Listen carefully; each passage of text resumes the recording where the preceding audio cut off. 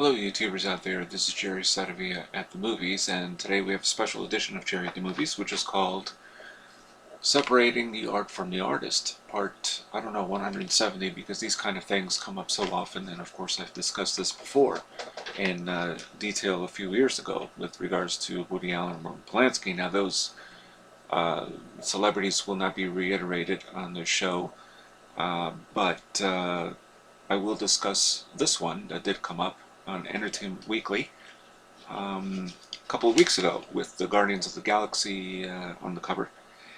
And it was an essay by Tina Jordan. And Tina Jordan wrote in the books section a article damning her favorite author, or one of her favorite authors, Marion Zimmer Bradley, who wrote The Mists of Avalon. And this was very much an epic retelling of the King Arthur legend, as told from the point of view of women. This is a book that Tina Jordan has read many, many times. Now, what is this in reference to? Well, in the article, she states that Marion Zimmer Bradley it's been revealed, she died in 1999, and it's been revealed that she had sexually abused her daughter. This was from an email by the daughter, and it was printed with permission. Let's see if I find it right here. Of course, I lost track here. Okay. Moira Grayland was Bradley's daughter. So she went public with this accusation on the blog of the author Deirdre Zawoyski Moen. Let's just say Deirdre Moen. Earlier last month, in June. And she gave Moen the permission to quote from an email in which Moira wrote, "The first time she molested me I was 3, the last time I was 12 and able to walk away. She was cruel and violent as well as completely out of her mind sexually. Not her only victim, nor were her only victims girls." Now, Moira Grayland is not just the author of Bradley, but also of Walter Breen, who was jailed for child molestation and died in prison. This is really not, that's definitely a deviant family, to say the least. Grayland wrote in her email to Moen, "I put Walter in jail for molesting one boy. Walter was a serial rapist with many, many victims. I named 22 to the cops, but Marion was far, far worse." And in fact, what it says here, according to the Entertainment Weekly quote, I guess it's finished this particular quote, "She was cruel and violent, as well as completely out of her mind sexually." Oh, I think I read that already, sorry. Now, the thing is that the author of this piece, who's a fan of Mists of Avalon, can't continue to read it anymore. She's reread it many times. It's an 876-page long book. The passages in this book, which I've not read, but I've seen the TV miniseries, kind of frightened her this time out when she decided to reread it. For example, it features things such as brother and sister sex, child brides sexually assaulted and beaten by their husbands, a little girl violently raped by an old man during an ancient druid rite, a maiden, fresh and young, not 14, raped after spring planting and fertility ritual. It's not to say, of course, that these things did not happen in the times in which the story takes place, but because it mirrors this author, Marion Zimmer, makes it tougher to digest it the same way. Now, because of these accusations,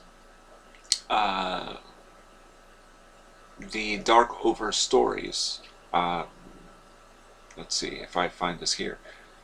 The accusations have already led one of these writers, Janie Lee Zimner, to announce that she's donating the royalties and advances she made from her Dark Over stories to the anti-abuse charity RAIN.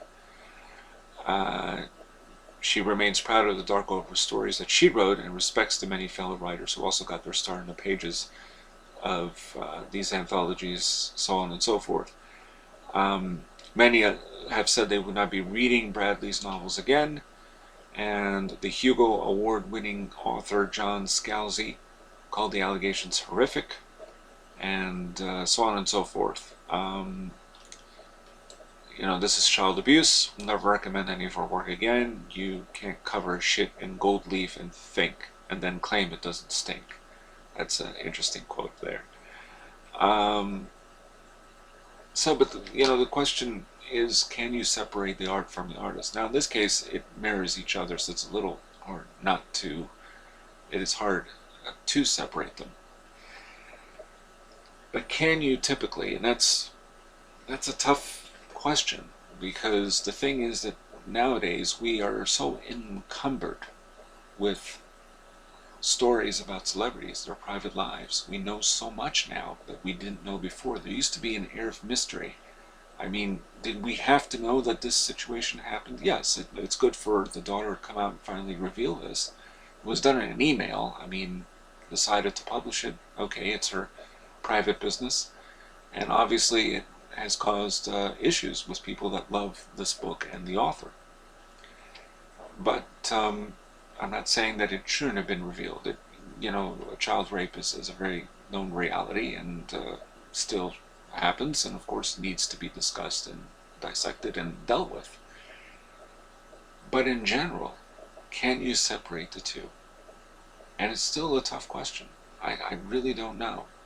I used to think that yes, you can, because after all, the art is a separate thing. I mean, where I work at my job has nothing to do with my private life, nor should it. It doesn't influence my work, nor does my work technically influence my private life. But when it comes to art in a way is a way of holding up a mirror to life, but it may not be to your own. Woody Allen doesn't hold a mirror to what has happened, allegedly, although he was found innocent of these charges of sexually abusing his Dylan Farrow from back in 1992. But it doesn't mean that the stigma doesn't, kind of just resonate. It's still there. The residue is there. But when it comes to other things like Mel Gibson, I mean, I don't care. Who really cares what Mel Gibson says in a private phone call to a girlfriend? Where is the issue of privacy there? And who cares? Or what Christian Bale yells at a cinematographer during the shooting of Terminator Salvation. I mean, I don't care.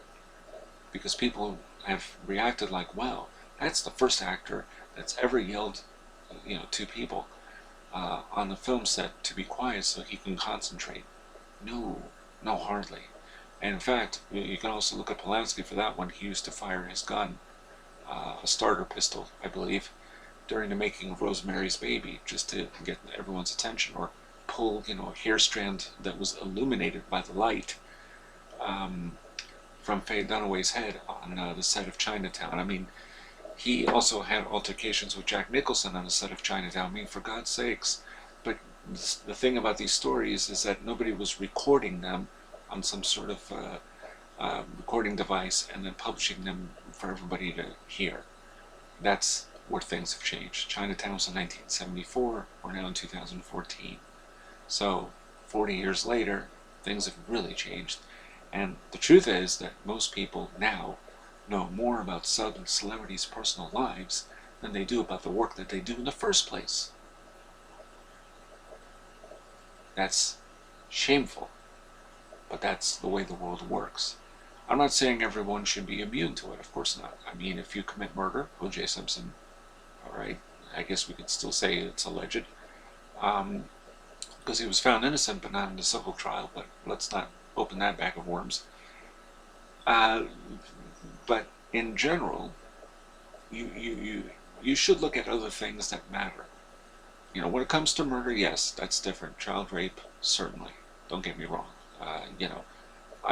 I'm not going to say that I forgive Roman Polanski for his trespasses, but we should all, get past it because he's not a serial child molester. That was an isolated case. Okay, so we're not going to bring that up. But the point is that when the work, though, mirrors the artist, then you have an issue. That is, if they're found guilty of doing something that they have made their movies about, their paintings about, their music about, whatever it is, whatever medium they've chosen for their artistic integrity, and maintaining it, if it mirrors the two, then we have an issue. So if, Roman Polanski doesn't make films about child molesters, then we could have an issue. Same thing with Woody Allen.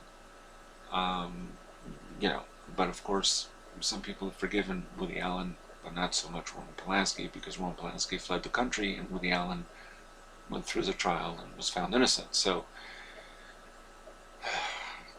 but just keep this in mind.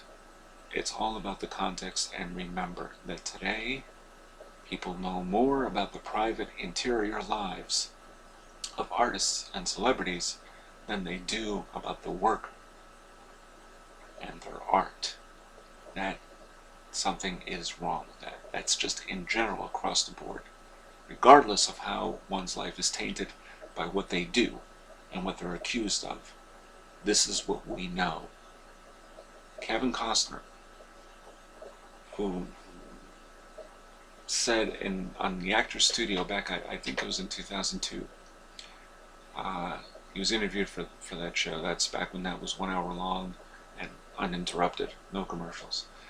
And he said, this is a good place for artists to discuss their work because we don't have any other place to talk about it. Think about that. But of course it has all to do with context, and there's a Jerry Saravia at the movies discussing the art and the artist. Share some of your thoughts, and I'm signing off.